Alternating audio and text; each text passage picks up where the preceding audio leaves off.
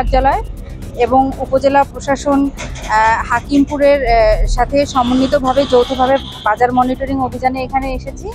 আমার সাথে উপজেলার সহকারী কমিশনার ভূমি মহোদয় আছেন। আমরা আজকে হাকিমপুর বাজারের বিভিন্ন দোকান প্রতিষ্ঠান মনিটর করেছি। এর মধ্যে ঔষধের দোকান এবং হোটেলগুলোতে আমরা এখানে আজকে যে অনিয়ম পেয়েছি সেই অনিয়মের ভিত্তিতে এদেরকে জরিমানা করা হয়, টোকেনভাবে জরিমানা করা হয়। জরিমানা করে সতর্ক করে দেওয়া হয় যাতে ভবিষ্যতে এ ধরনের অপরাধ না হয়।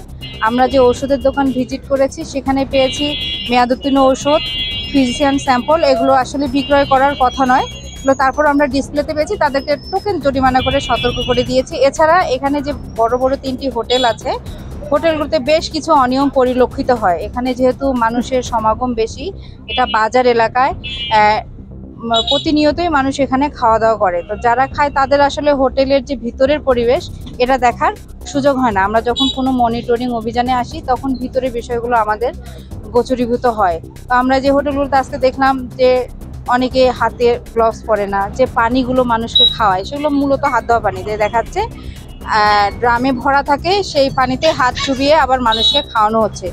এছাড়া কোনো হোটেলেই গ্যাসের যে সিলিন্ডারগুলো আছে সেগুলো মানে সংরক্ষিত জায়গায় নেই, অরক্ষিতভাবে যেখানে সেখানে ফেলে দিয়ে তারা কাজ করছে। এবং দেখছি আমরা যেটা যে চুলোগুলো সবসময় হোটেলের মুখে, আসলে এটা থাকা উচিত না। তো আমরা এরকম আরও বিভিন্ন অপরাধে মোট 3টি হোটেলকে 15,000 জরিমানা করেছি। আমরা ভোক্তা অধিকারের পক্ষ থেকে 5,000, উপজেলা প্রশাসনের পক্ষ থেকে 10,000 জরিমানা।